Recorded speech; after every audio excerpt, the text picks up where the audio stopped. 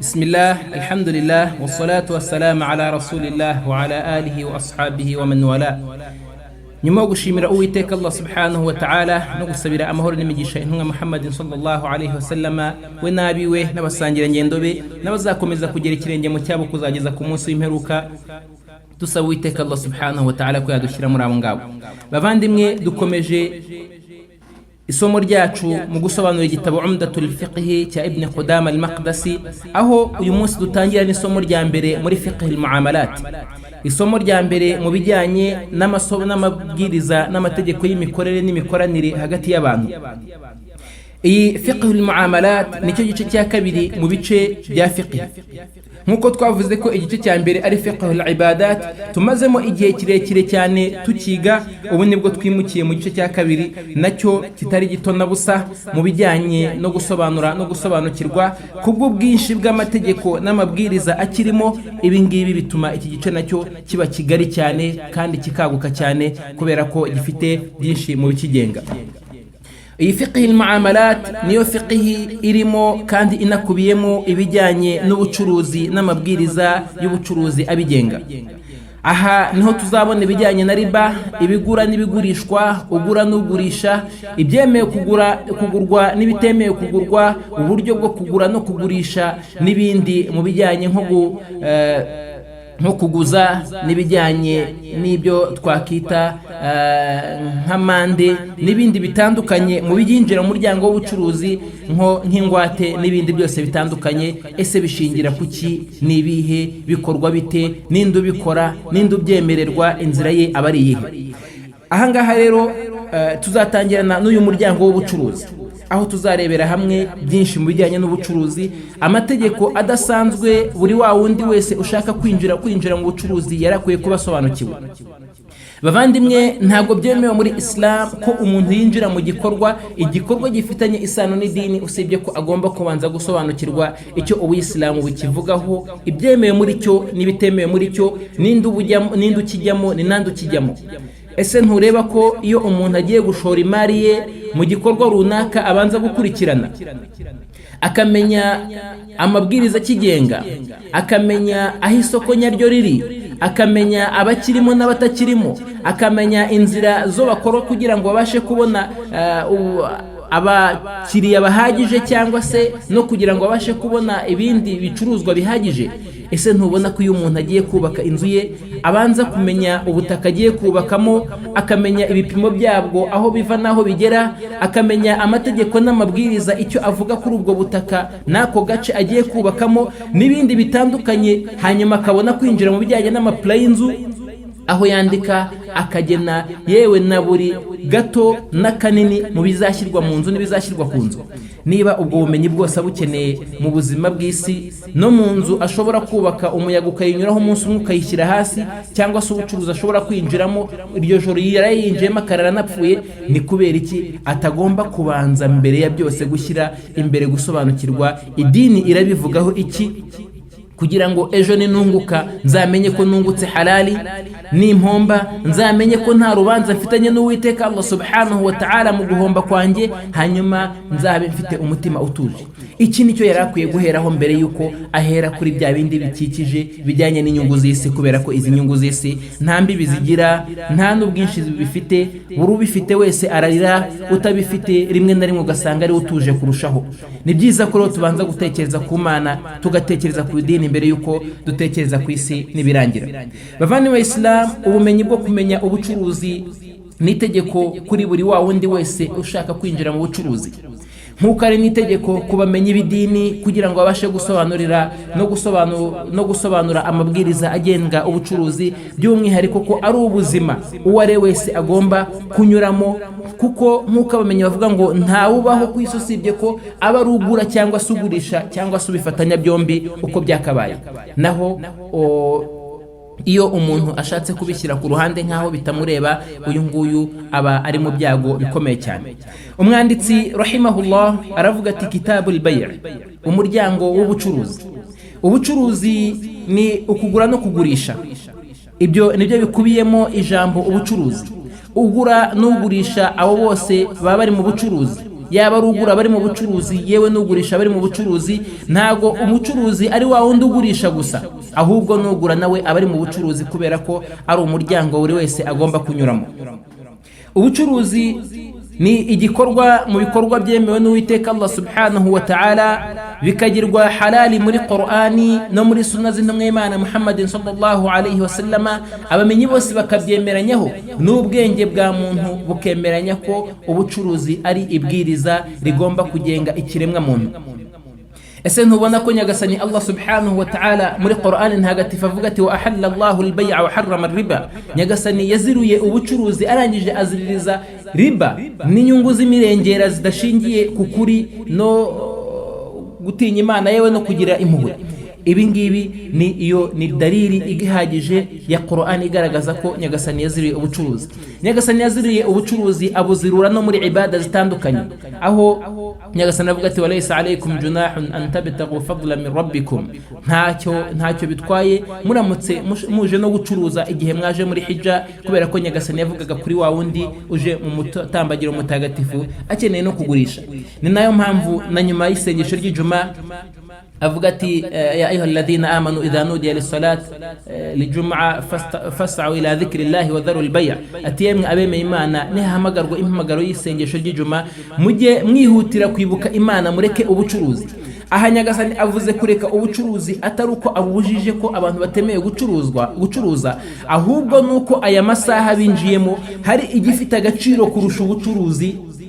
Kubw'iyo mpamvu abantu nibareke gucuruza muri aya masaha Nyagasani abujemo gucuruza, bimukire kandi bajye no gushimira Imana kuri bya bindi basaruye mu bucuruzi bwabo, bajye no gusaba Imana inyongera kuri bya bindi bakeneye kuza gucuruza nyuma. Kubw'iyo mpamvu uyu mwanya niwo mwanya shingiro kugira ngo bwa bucuruzi bwabo bunoge. Ni nayo mpamvu basabwa ubu none aha ngaha kuba bahagaritse bakabanza kujya kuramya Uwiteka no kubama no kumwubamira no kunamira no kumushimira no kumutakambira kugira ngo ashyire umugisha muri bwa bucuruzi bwabo.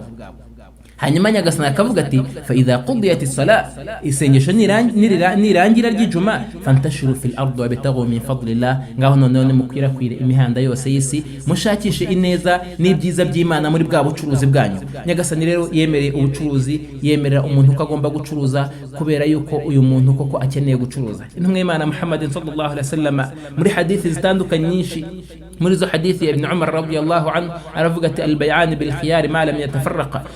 Abagurisha babiri bose bafite amahitamo igihe cyose bakiri kumwe. Ibi ni ibisobanura ko niba amategeko y'ubucuruzi ahari nuko ubucuruzi bwemewe. Intumwa y'Imana Muhammadin sallallahu alaihi wasallam yemereye abantu gucuruza, iba nayo ubwayo iracuruza, inasanga igeze i Madina isanga ubucuruzi buhari kandi bufite umurava. Intumwa y'Imana ibereka inzira nziza bagomba kunyuramo yo gucuruza. Ibi nuko ubucuruzi buri muri Islam kandi bunasobanutse muri Islam.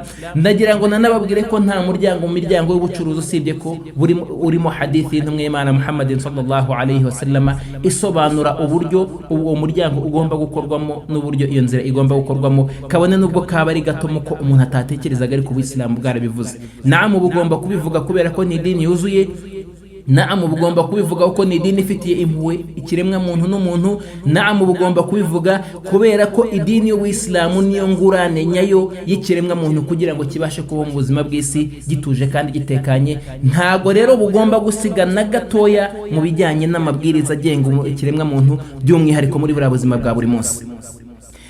Umuntu kugira ngo ubuzima bwe butungane akeneye ibiri mu maboko ya mugenzi we, na mugenzi we kugira ngo ubuzima bwe butungane akeneye ibiri mu maboko y'uriya. Kandi ukuguhindaguranya cyangwa se ukukugurana kugira ngo uyu nguyu atunganye ibintu yatunganye ibi ntabwo gushobora kubaho gutyo gusa, usibye ko hagomba kuboneka inzira bigomba gucamo, nta yindi usibye ko ari ubucuruzi. Niyo mpamvu umwanditsi rahimahullah yatangiye igitabo cyavuga ati qala Allahu ta'ala wa ahalla Allahu al-bay'a wa harrama ar-riba. Ati Imana yaravuze iti Nyagasani yaziruye ubucuruzi inaziririza za nyungu zidafite ishingiro kandi zidaciye mu kuri, arizo za riba. Ibi no kugira ngo nanone umwanditsi yongere kwereka ko ibitabo bye cyangwa se ubumenyi bw'idini bushingiye ku ijambo ry'Imana, ntabwo bushingiye ku magambo nk'uko bamwe bakeka ko fiqh ishingiye ku magambo gusa, fiqh ari amagambo y'abamenyi gusa. La, ya ikhwan bavandimwe iyi fiqh ishingiye kuri Qur'an na Sunna.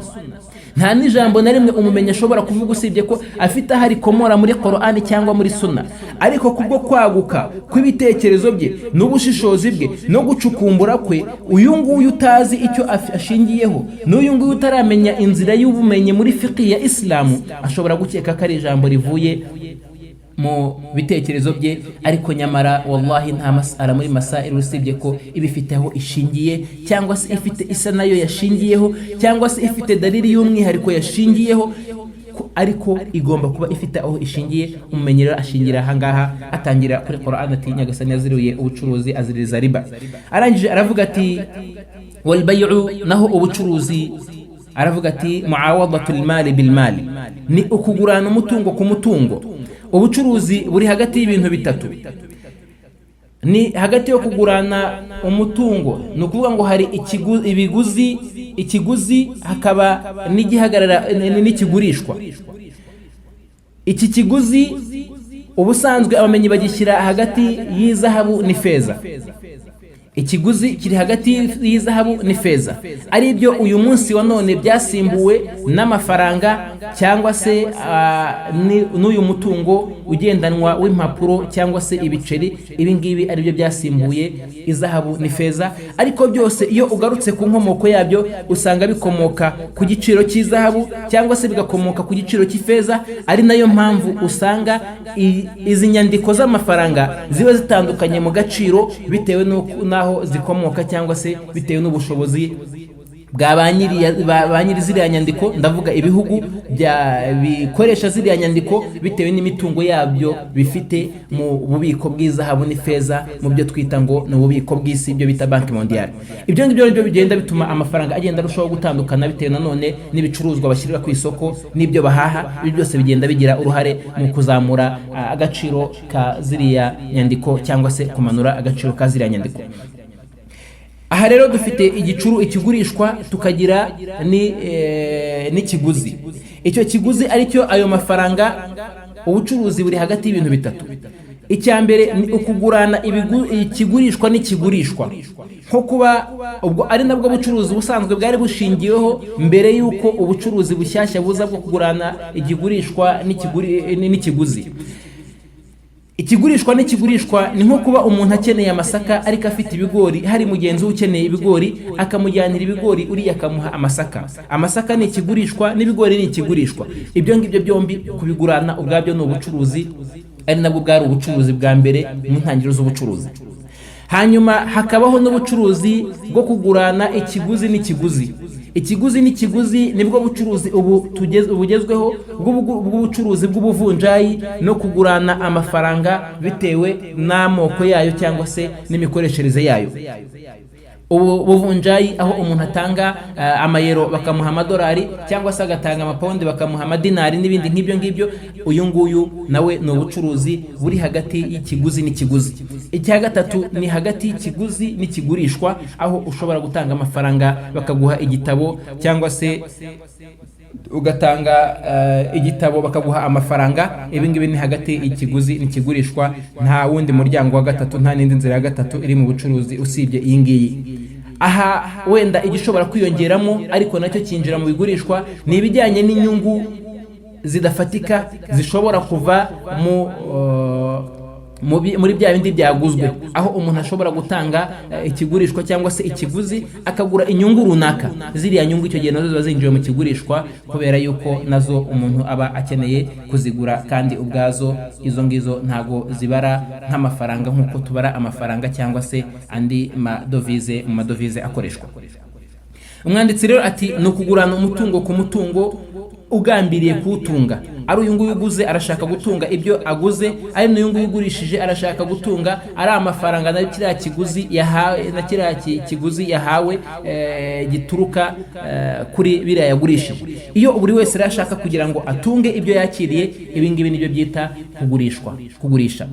Aha guhindagura imitungo ugambiriye kuyigurisha turakuramo impano zitangwa. turakuramo impano zitangwa, kubera ko utanze impano abatanze ikiguzi cyangwa se ikigurishwa, ariko ntago abakeneye ko nawe hari ibyo ahabwa ngo ajye kubitunga. Ibi ngibi rero ntago byinjira mu muryango w'ubucuruzi, tuzabishakira mu miryango yo guhana impano n'ibindi nk'ibyo ngibyo.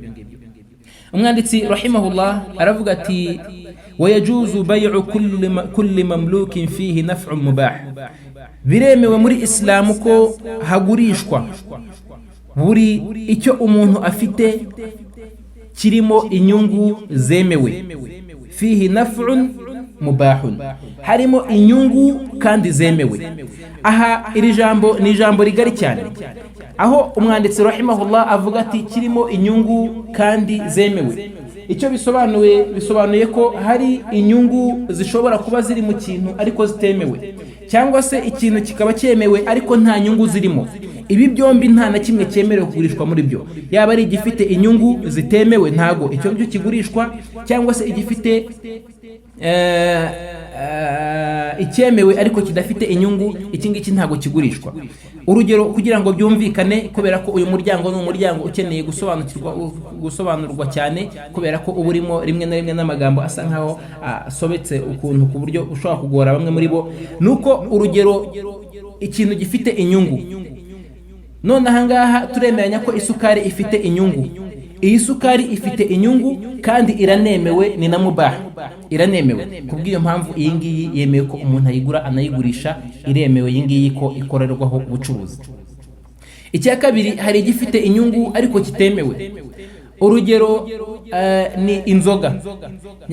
Nyagasani Allah subhanahu wa ta'ala yagaragaje ko inzoga zifite inyungu ariko zikagira n'ingaruka, ariko ingaruka zazo zikaba zirenze inyungu zazo. Kubw'iyo mpamvu iyo ingaruka zirenze inyungu, icyo gihe iki ngiki tuvuga ko nta nyungu gifite. Ni nk'uko twavuga nk'amavuta y'ingurube cyangwa se n'ibindi byose bizira nk'uburozi, ushobora kugira inyungu runaka ariko ibya ingaruka zabyo zikaba nyinshi. Kubw'iyo mpamvu tukavuga ko nta nyungu gifite.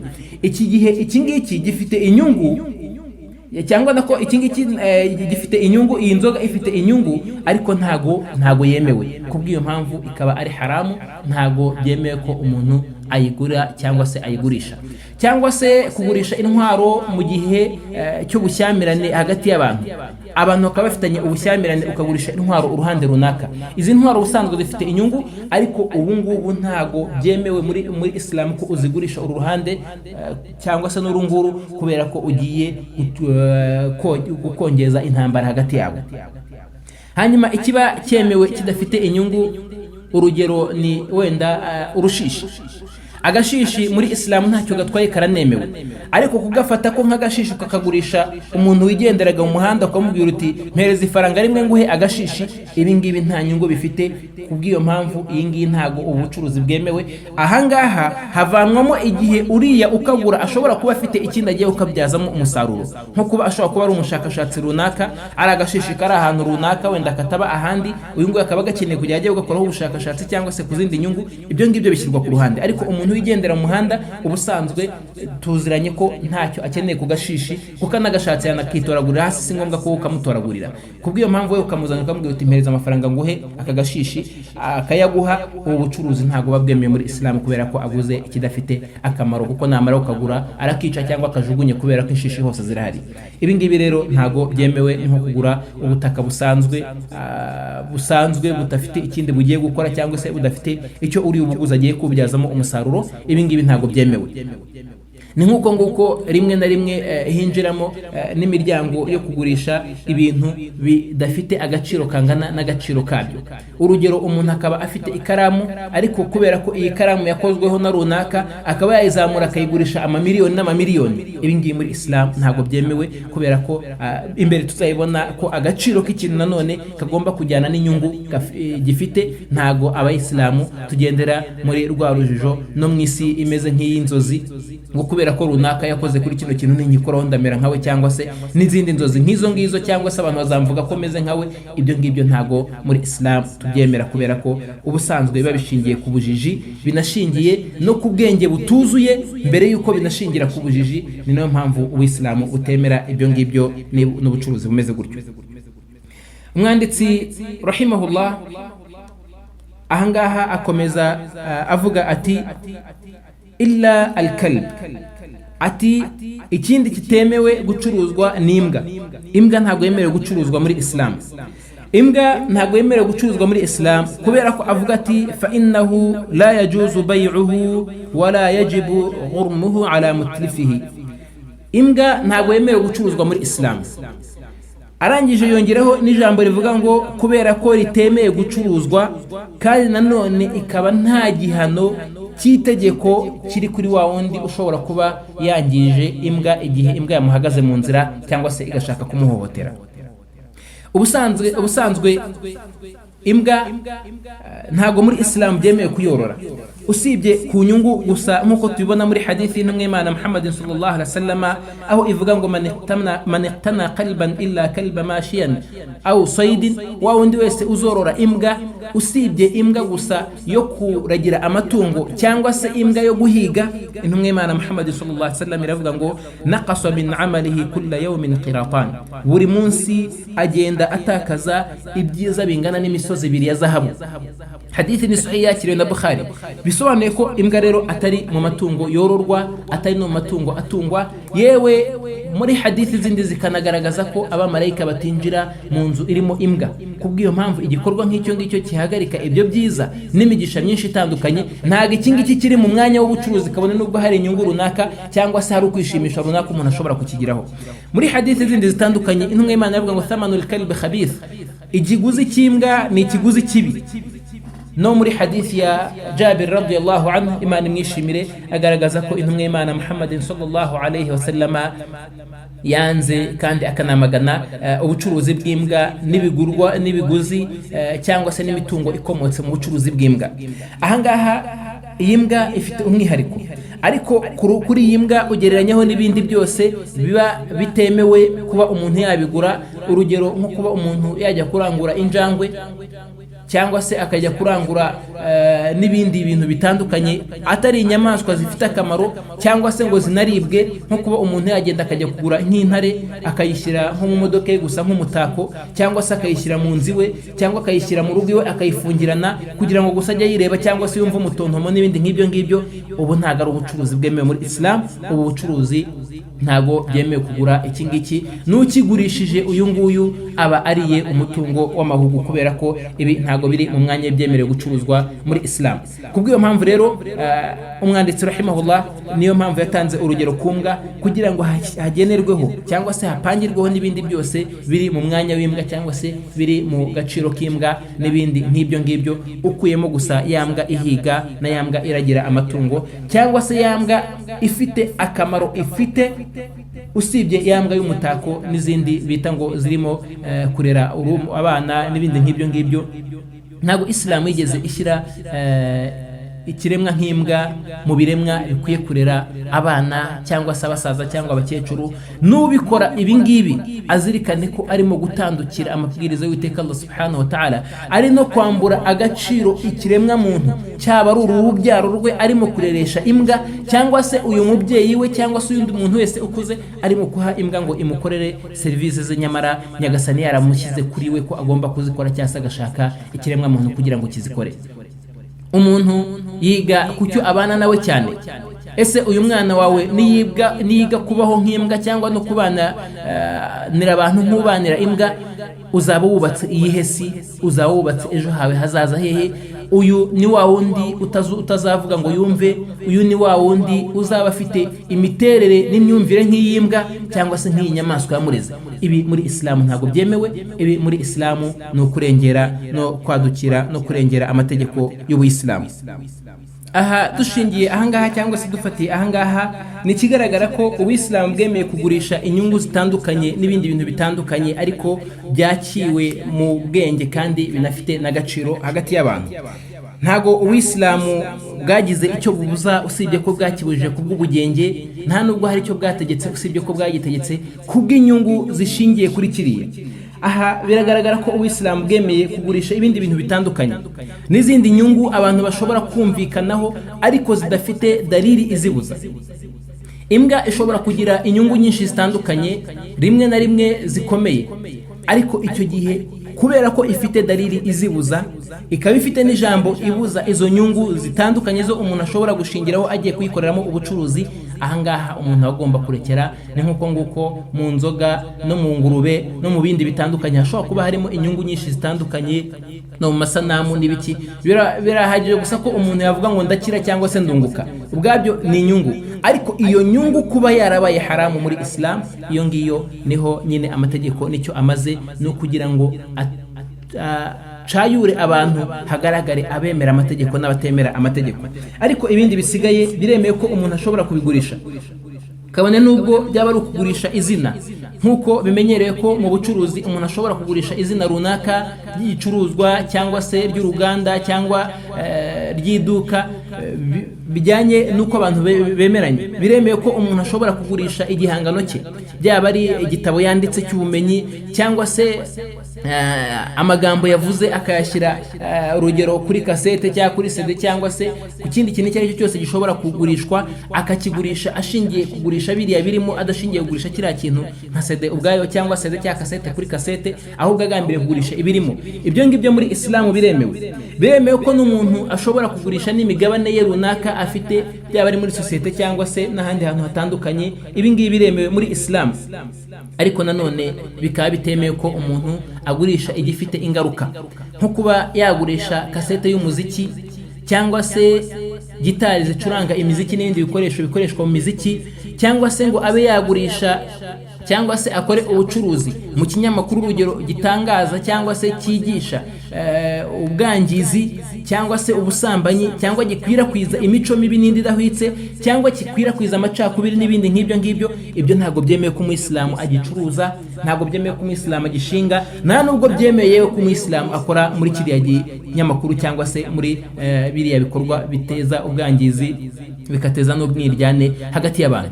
Bityo rero ubuyisilamu bwagiye bugena ibyo umuntu yemerewe gucuruza, bunagena ibyo umuntu atemerewe gucuruza. Ni byiza ko uyu muntu ucuruza agomba kumenya amabwiriza n'ibigenga ubucuruzi bwe, kugira ngo amenye icyo ari buze kuheraho akora ubucuruzi bwe. Umwanditsi rahimahullah akomeza avuga ngo wala yajuzu bay'u ma laysa bimamlukin lilbai', ntago byemewe ko umuntu acuruza anagurisha ibyo adafitiye adatunze cyangwa se bitari munsi y'umutungo we, kubera ko uyu mutungo niwo ugurishwa. No kugurisha nuko ugomba kuba ufite uburenganzira ku cyo ugiye kugurisha. Iyo udafite uburenganzira ku cyo ugiye kugurisha muri Islam, ntago byemewe ko weho ugurisha kiriya kintu, kubera ko kiriya kintu kiri hanze y'ubushobozi n'uburenganzira bwawe, bityo ntago wemereye kukigurisha.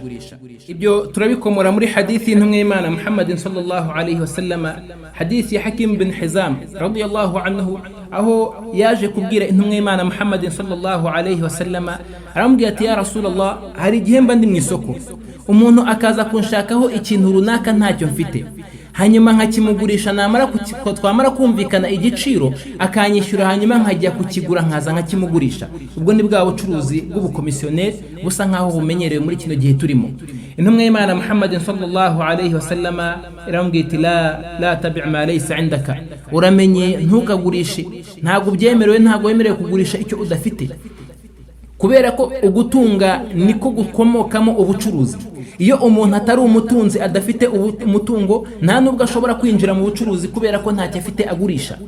Ariko kugurisha ubwenge bw'abantu no gucanganya hagati y'abantu no kwitambika hagati y'ugura n'ugurisha ugambiriye kubona inyungu utahawemo uburenganzira, ibi ngibi ni haramu muri Islam, kubera ko hari uri buze kugwa muri ubu bucuruzi n'uri buze kugwa muri aya masezerano, kubera ko hinjiyemo uwa gatatu udafitemo uruhare. Niyo mpamvu Uislamu bigira haramu, kubera ko hari ikindi kiri buze kwiyongeramo cyangwa se kigabanyuke hagati y'aba babiri, y'ugura n'ugurisha. Urugero, niba igicuruzwa dufate ngo ni icupa ry'amazi, niba icupa ry'amazi cyangwa se wenda igitebo cy'ibijumba cyaguraga amafaranga 500, uyu nguyu akaza kumvikana azi ko ari buze kujya kukigura, ukaza ntacyo afite uti ndashaka igitebo cy'ibijumba, ati igitebo cy'ibijumba ari buze kukubwira byanga byakunda ari hejuru yayo ari buze kukiguraho kubera ko nta nyungu afite zo kuba yakubwira ngo kigura 500 ngo agenda atange 500 akizana kiguhereze, akora akazi ko kwikorera, akora akazi ko kugenda, ati ibyo yararimo nta nyungu irimo. Iki gihe ahangana none haba harimo ubusazi keretse aramutse ashatse kugufasha cyangwa se gufasha umuntu abona usa nkaho yoyobewe atazi aho ari buhahire ibyo ahaha, agahitamo kumufasha. Ibi ni byiza byo muri Islam birashyigikiwe kandi ni na byiza ko abacuruzi babimenya kandi bakanabikora. Ariko ubusanzwe ku mucuruzi no ku bwenge bwa gicuruzi nuko agomba kunguka muri cya gikorwa cyose akoze. Iyo rero icyo gitebo cyaguraga 500 akaza akabona uje kukigura, we ntacyo afite ari bukigure, byanga byakunda ari buze kongera. Naramuka yongereye ari buze kumubwira 600 cyangwa 700, ahangaha yo namara kumwishyura ari bujye kukizana kubera ya nyungu ya 200 agende akigure akizane. Aha harimo byinshi mu mpamvu zituma ibi bintu biba haramu. Muri zo iya mbere harimo uko uyu muntu atazi icyo aguze icyo ari cyo, kubera ko mu gihe yaguraga ntago kiriya kintu gihari. Niba kiriya kintu kidahari ari buze kujya kukizanirwa, ashobora kubura ikimeze nkacyo neza ku cyo yaguze. Kubw'iyo mpamvu uyu nguyu bakaza kuza gushwana bitewe n'uko icyo yamuzaniye atari cyo yashakaga. Kabiri, ubucuruzi biremewe kwisubira. Uyu muntu wagiye kukugurira akaza kugurisha, nuramuka wisubiriye muri buze gushwana nta nubwo muri buze kumvikana, kubera ko we ari buze kubara ko hari izindi mbaraga zatakaye kugira ngo kiriya kintu kigere hariya. Kubw'iyo mpamvu kumusubizayo no kwanga kino gicuruzwa biri buze kuri we kubifata nk'igihombo. Kubw'iyo mpamvu hari buze kuba mu gushyamirana. Icya gatatu nuko hari uri buze guhendwa hagati y'aba ngaba, yaba ari uyu nguyu uje kugura kuri uyu udafite icyo agura, cyangwa se uri ugiye kugurwaho ikigiye kugurishwa undi muntu, ashobora kuza guciririkanishwa akamanurwa cyane. Rimwe na rimwe niba bizwi ko hari ikibazo runaka afite cy'umwihariko, ari buze guhemukirwa anagurishe igicuruzwa cye kuri make cyane, kubera yuko uyu nguyu urimo kukigura atari kukigura ahubwo arimo kujya kukigurisha kandi arangije kurya amafaranga yacyo agomba kukiguramo. Ikindi nuko hari n'igihe kibura, iyo kiramutse kibuze ahangaha nanone umwiryane uraboneka. Aha rero niho ubu bukomisiyoneri bwo kujya kumvikana ibyo ugurisha utabifite ukajya kubishaka ngo ubigurishe. Niyo mpamvu muri iyi hadithi ya Hakim ibn Hizam intumwa y'Imana Muhammadin sallallahu alayhi wa sallama yabujije ubu bucuruzi, kubera ko ubu atari ubucuruzi bwa Kisilamu. Ariko ntago ari muri rusange gusa. Mbere yuko turenga ahangaha nuko ahangaha hinjiramo na bya bindi byo abantu bagurisha inyubako cyangwa se igikorwa runaka mbere yuko kiboneka. Urugero, umuntu akaba afite gahunda yo kubaka inzu runaka, yarangiza agatangira kugurisha imigabane yayo no kuyishyira mu byiciro, abantu bagatangira kugura mbere yuko ya nzu inubakwa. Ashobora no kubura n'ibyangombwa byo kuyubaka, ashobora no gufata amafaranga akabura, ashobora no kuyubaka igasenyuka. Ese uyu muntu icyo arimo kugurisha ni iki? Ahangaha Uwisilamu gukuraho iyo myiryane n'ibyo bibazo n'izo ngaruka zishobora kuza nyuma, niyo mpamvu bwafunze uyu muryango.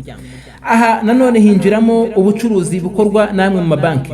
Amabanki by'umwihariko arya riba, aho umuntu aje kuyaguramo. Urugero, imodoka, bakavuga bati turaguha imodoka uzishyura mu byiciro. Iyi modoka uzishyura mu byiciro, wenda urugero ni imodoka runaka, ariko urayigura miliyoni 10. Imodoka agaciro ka yari miliyoni wenda urugero 8, hanyuma wamara kwishyura cyangwa se wamara kwemeza ubucuruzi no kubusinyira, bo bakajya kugura imodoka bakayikuzanira. Ubu bucuruzi nabwo no kugurisha icyo udafite. Ibyemewe kurushaho muri Islam nuko uyu muntu ushobora kumugira umuhagararizi wawe, nkuko turi buze kwibona imbere, akajya kukugurira kiriya gicuruzwa, ukaza kumuha inyungu yuko yagiye kukugurira kiriya gicuruzwa, ariko ntago byemeye ko ukimuguraho mukarangiza amasezerano ntacyo afite, hanyuma nawe akajya kukigura kubw'impamvu twagiye dutanga no kubw'ubushyamirane n'ibibazo bishobora kuvuka hagati aho ngaho. Ibyo byose Uwisilamu kugira ngo bishyire kure, niyo mpamvu bwabujije umuntu kugurisha icyo adafite. Ariko ubuhagararizi buremewe aramutse habayeho ubuhagararizi, cyangwa se bari uriya ugura akabanza akakigura akakigeza mu maboko ye, hanyuma akabona kukigurisha. Umwanditsi rahimahullah aravuga ngo illa bi'izni maliki, hari igihe runaka gusa byemewe ko umuntu ashobora kugurisha icyo adafite. Ni ryari? illa bi idhni malikihi, keretse habayeho uburenganzira bwa nyiri ikintu bwemerera uyu nguyu kujya kugura no kugurisha kiriya kintu. Ndagira ngo bavandimwe mwitegereze ubwiza n'uburyohe n'ubutabera bw'amategeko y'idini ya Islam. Uyu muntu ntacyo afite, ariko nyiri ikintu yamwemereye ko ashobora kukimugurishiriza. Uyu nguyu ameze nka wa wundi ugifite, kubera yuko aramutse anasanze cyaguzwe cyangwa se cyagurishijwe n'undi muntu, uyu nguyu ntabwo yari yashingiye ku kubeshya no ku kinyoma, nta nubwo yashingiye ku kubura umugayo mu gikorwa cye no mu bucuruzi bwe. Bitandukanye na wa wundi uzi neza aho kiri ariko akaza kugurisha avuga ngo nimara kubona umucuruzi ndahita njya kukigura mbone kukigurisha. Baratandukanye cyane, ariko itandukaniro ni ritoya, ariko ntabwo iryo tandukaniro ribonwa, usibye ko ribonwa na wa wundi ufite ubwenge buzima, na wa wundi ushaka gutunganya isi, usibye wa wundi ushaka kuyisenya, niwe uvuga ko nta tandukaniro ririmo. Ariko ririmo rikomeye cyane, kuko uyu nguyu yahawe uburenganzira bwo kujya kugurisha. Ushobora kuza aribwo bukomisiyoneri bwemewe, ukaza ku iduka rikakubwira ati dufite ibintu dufite ngibi byose, ibi ngibi uremeye kubigurisha. Igiciro cya nyiri iduka ashaka, urugero niba ari amasaka, ati ingemeri y'amasaka igiciro cyanjye nshaka ni 200, yangiza akamuha uburenganzira bwo kujya kugurisha. Ntabwo bisobanuye ko abantu bari buze kuyagura uriya ataraza ngo ababwire ngo hoya hari undi muntu atumye ngo ajye kungurishiriza, no, ahubwo ari buze kuyagurisha, uriya naza ari mubwira ati yashize bayaguze, nabonye umuntu araza arayagura. Ariko uriya ntiyigeze abeshya, naho yarari ahari afite uburenganzira, bityo nta rubanza yari afitanye, yaba ari hagati ye n'Imana cyangwa se hagati ye n'abantu, no kumugeza hari aramubwira ati twasanze byaguzwe, kabone nubwo yari kuba wenda ari buze kubigurisha menshi afitemo n'indi nyungu. Iyi nyungu ntabwo ari haramu, kubera ko iyi nyungu iremewe muri Islam. Ibi bifite dalili kuva ku ntumwa y'Imana Muhammadin sallallahu alayhi wasallam. Hadithi ya Urwa al-Bariqi radiyallahu anhu, Imana imwishimire, ko intumwa y'Imana Muhammadin sallallahu alayhi wasallam yamubwiye ngo fata uyu mutungo washtari lana shatan bidinar, fata uyu mutungo utuguriremo ihene igura dinari. Urwa aragenda ajya mu isoko, abona ihene ebyiri ku idinari rimwe. Amajije kubona ihene ebyiri ku idinari rimwe, afata ihene imwe, kuko yatumwe ihene imwe, arayigurisha. Amajije kuyigurisha, azana n'idinari, abishyikiriza intumwa y'Imana Muhammadin sallallahu alayhi wasallam. intumwa y'Imana Muhammad sallallahu alaihi wasallam iramubwira iti barakallahu laka fi safaqati yaminik, nyagasani ashyire umugisha mu bucuruzi bwakozwe n'akaboko kawe. Urwa radiyallahu anhu al-Bariqi aravuga ati niyo nafataga ubutaka ngiye kubugurisha narungukaga kandi nkabona inyungu. Bisobanuye ngo buri cyo nafataga cyose ngiye kugikora mu bucuruzi narungukaga kandi nkunguka inyungu nziza kubw'inyungu no kubw'idua y'intumwa y'Imana Muhammad sallallahu alaihi wasallam. Ubu bucuruzi rero ahangaha muri hadithi turungukamo iki? Turungukamo ibintu bibiri. Icyambere, uyu muntu ahawe guhagararirwa na wa wundi ufite amafaranga ngo ajye kugura. Hano hemewe icyitwa ubuhagararizi, aricyo bita alwilaya, alwikala. Guhagarira umuntu biremewe kugura cyangwa se kugurisha, ahangaha biremewe. Icya kabiri, uyu nguyu wahagarariye umuntu cyangwa se uyu nguyu wagiye guhagarira umuntu mu bucuruzi cyangwa se mu kugura, uyu nguyu afite uburenganzira bwo gukoresha uriya mutungo ariko ashingiye ku ntego ya nyiri umutungo mu byo yamutumye. Ntabwo byemewe ko amutuma ihene ngo ajye kuzana intama kuko rezo yasanze zigura makeya, keretse iyo amuhaye icyitwa alwikala al'ama, ubuhagararizi busesuye, akamuhereza amafaranga ngo atagenda dushakire icyo utuguriramo mu isoko cyo kurya. Urugero akamubwira ati genda dushakire icyo tuguramo, turashaka kurya uyu munsi akanyama n'urugero. Uyu iyo ageze mu isoko atumwe kugura inyama, atabwiwe ubwoko runaka, yahawe uburenganzira bwo guhagararira uriya mutungo mu buryo busesuye. Asanze inka igura make yayigura, asanze ihene igura make yayigura, asanze inkoko igura make yayigura, asanze intama igura make yayigura, uyu nguyu biremewe. Ariko yabwiye ngo genda ugure intama iteye gutya na gutya, akaza kubona intama iri kuri make kurusha yayandi, uyu nguyu biremewe ko uyu muntu agura, ariko ayasigaye agomba kuyagarura iyo yatumwe. Aha bitandukanye na wa wundi wabwiye ngo genda ujye kutugurira ikintu, ariko twe turashaka ayangaya arengaho na yawe. Ari byo biba mu bukomisiyoneri, ko arengaho cyangwa se arenze ayo nyiri umutungo kamere ashaka, ayo ngayo abaraye. Icyo gihe rero uyu nguyu biremeye ko icyo ngicyo agikora. Icya kabiri nuko byemeye ko umuntu wahawe ubuhagararizi yemewe kubyaza umusaruro n'inyungu umutungo yahawe guhagararira. byose bikomoka muri hadithi ya Urwa al-Bariqi radiyallahu anhu, hadithi ni sahih kuva kwa Bukhari. Kubwiyo mpamvu rero ibi biremewe nta nicyo bitwaye.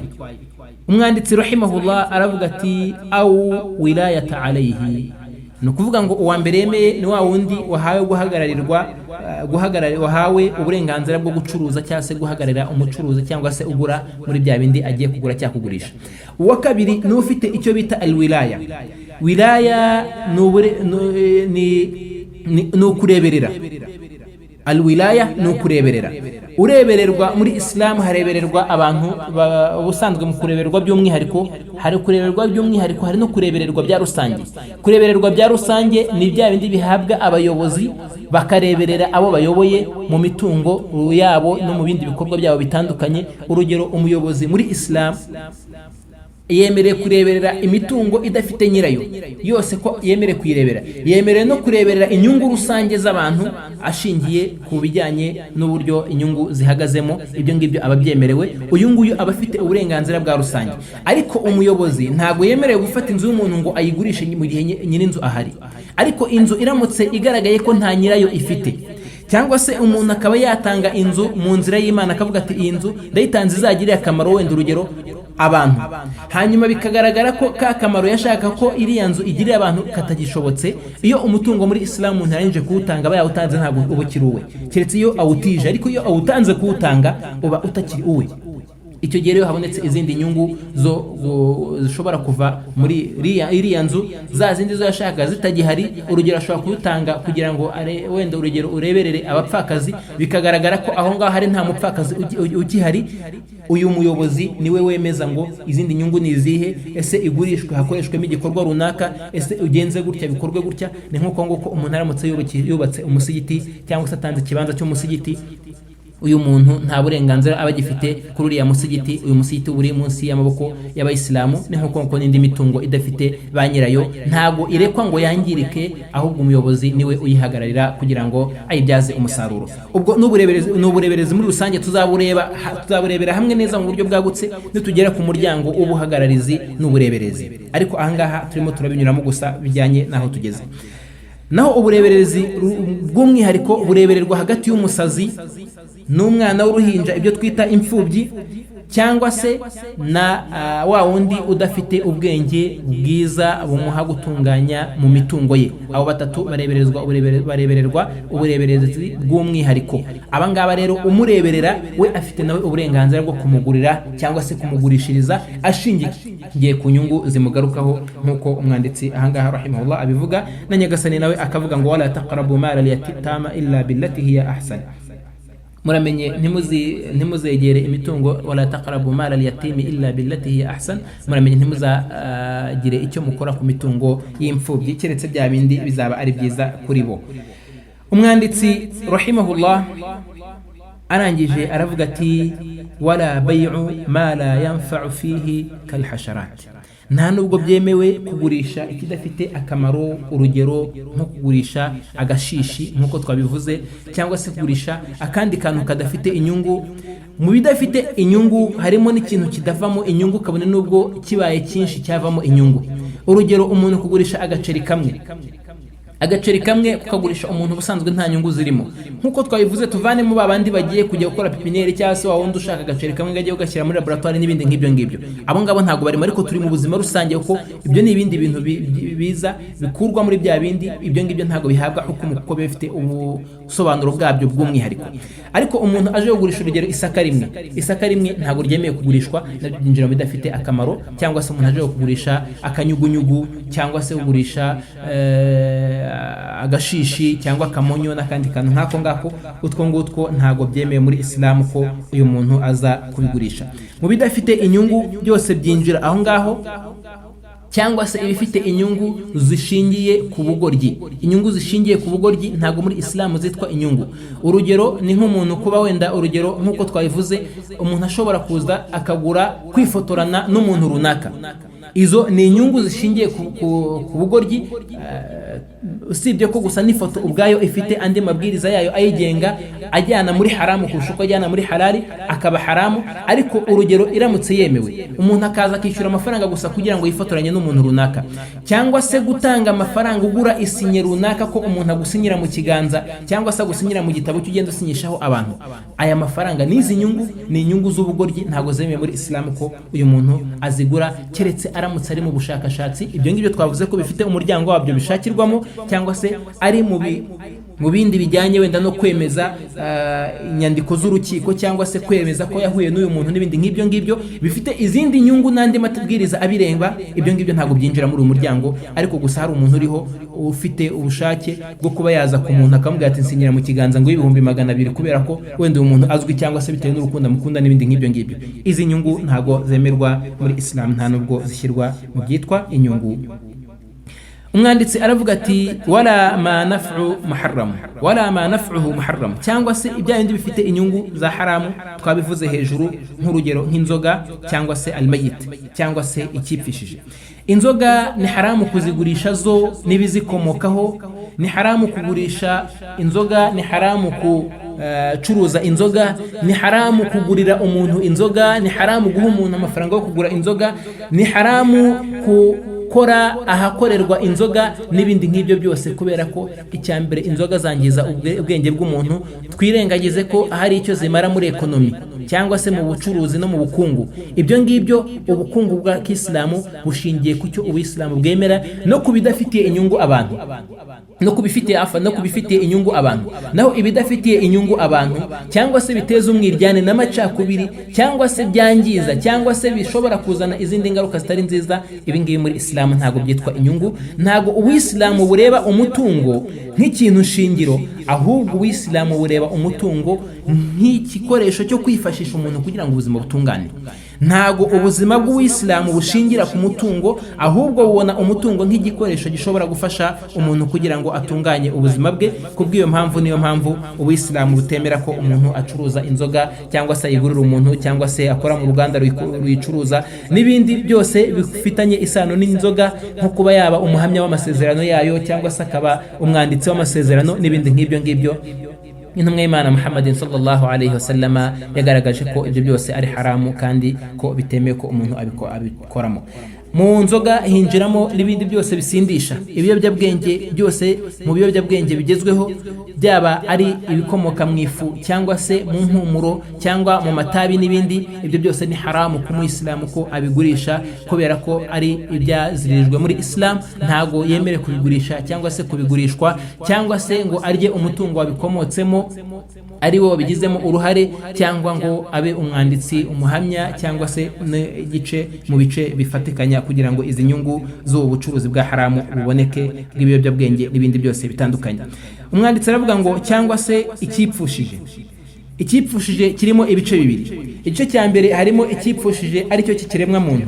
Ikiremwa muntu ntago byemewe ko kigurishwa burundu. Umurambo w'umuntu ntago byemewe ko ugurishwa burundu mu buryo ubwo ari bwo bwose, nk'uko bitemewe ko ucibwaho uruhande cyangwa se igice ngo kigurishwe, kubera ko Nyagasani aravuga ati walaqad karramna bani adam, twahaye agaciro tunazamura mu rwego ikiremwa muntu. Kubw'iyo mpamvu ntago bwemewe kugurishwa, kabone nubwo yaba yapfuye, ngo abantu baze bavuge bati yapfuye ariko yari afite igufwa umuntu runaka yari arikeneye, bityo mubage muduha amafaranga tubahereze iri gufwa. Ntago umuntu yabaye IPS y'imodoka ku buryo abantu wese azafunguramo icyo ashaka ajya kukigurisha uwo ashaka, cyangwa se ajya kukibikira kugira ngo kizamugire akamaro. Uriya ni umubiri wubashywe n'Uwiteka. Iyo upfuye ushyirwa mu butaka ugashyingurwa, nta nubwo byemewe no kujya kuwutaburura ngo uvuge ngo kubera ko warangije gushyingurwa ngaho noneho reka nkutaburure hanyuma noneho nkuremo icyo nshaka mu mapiyese nkeneye. Ntago umuntu rero ari piyese cyangwa se ngo abe ari igicuruzwa kigurishwa.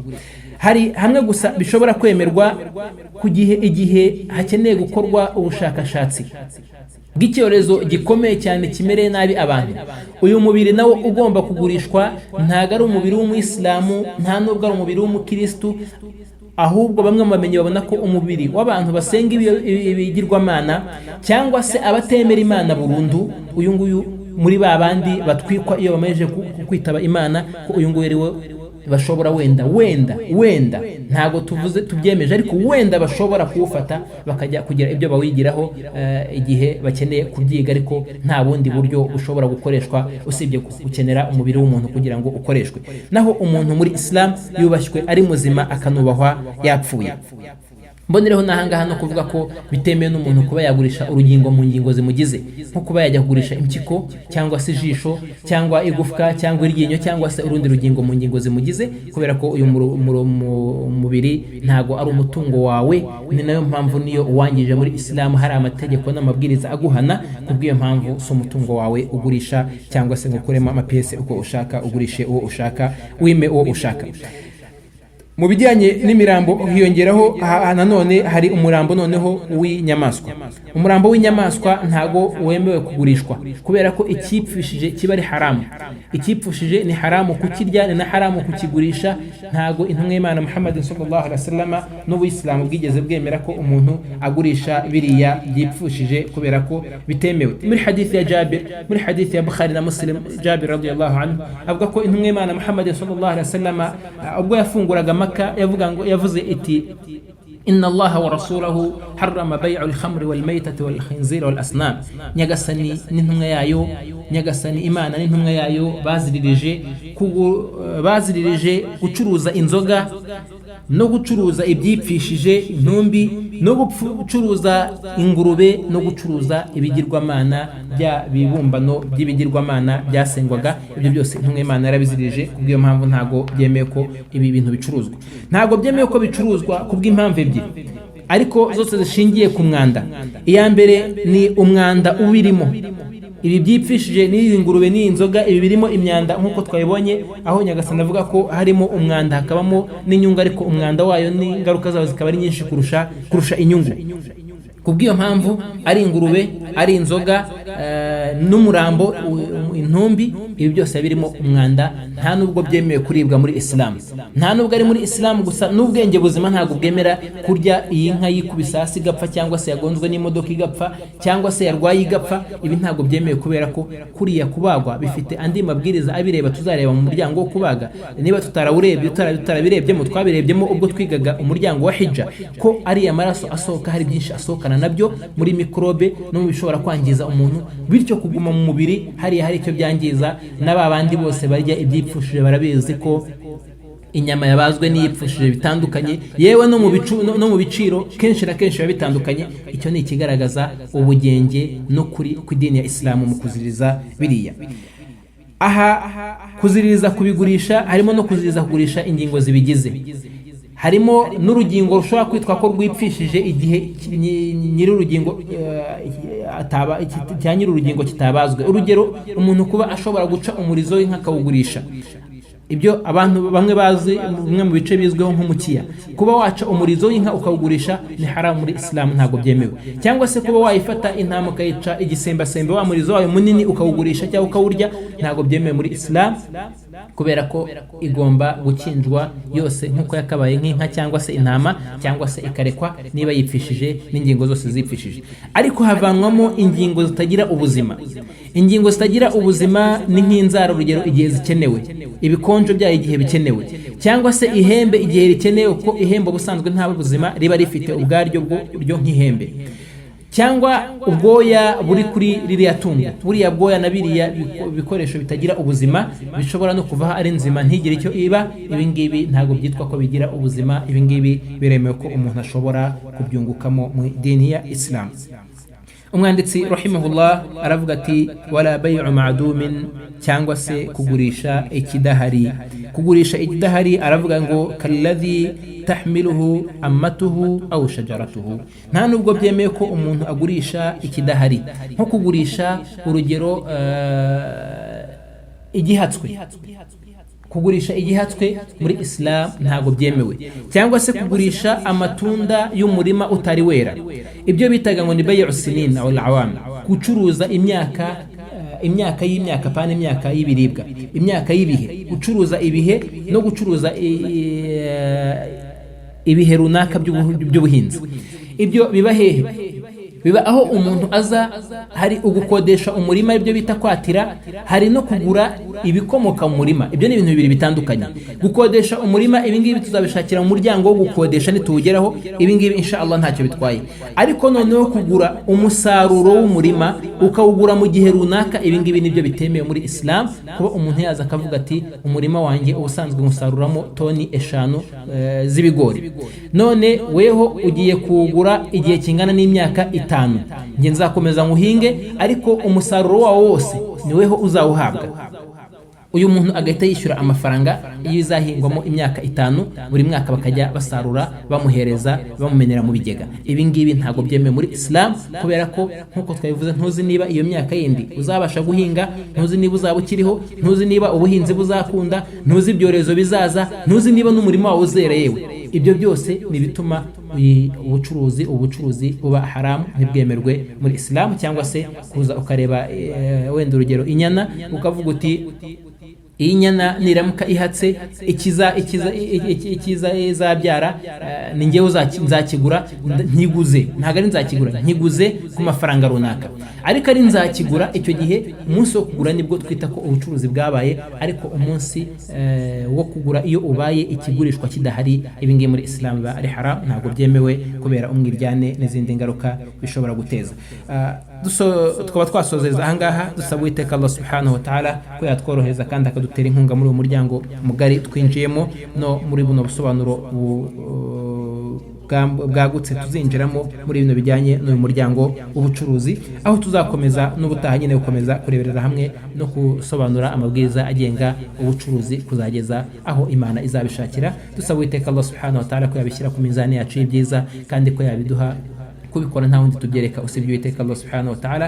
Subhanaka Allahumma bihamdika nashhadu an la ilaha illa anta nastaghfiruka wa natubu ilaik. Mwari kumwe n'umuvandimwe wanyu Niyitanga Jamid, wa akhir dawana alhamdulillahi rabbil alamin. يا نبض الأرواح فالشكر لربي ثم لكم، لا أحصي الشكر بإفصاحي، والموعد في جنة عدن ما دمنا نسعى بصلاحي، والختم سيحوي توقيعا لخديجة بنت الصلاح، لخديجة بنت الصلاح.